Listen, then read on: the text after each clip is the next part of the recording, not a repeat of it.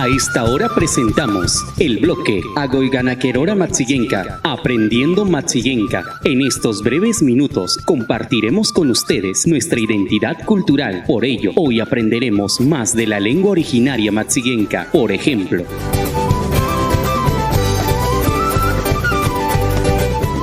loro, eroti,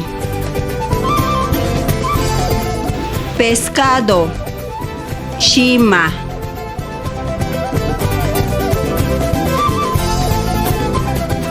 tigre, maniti, mono maquisapa, osheto.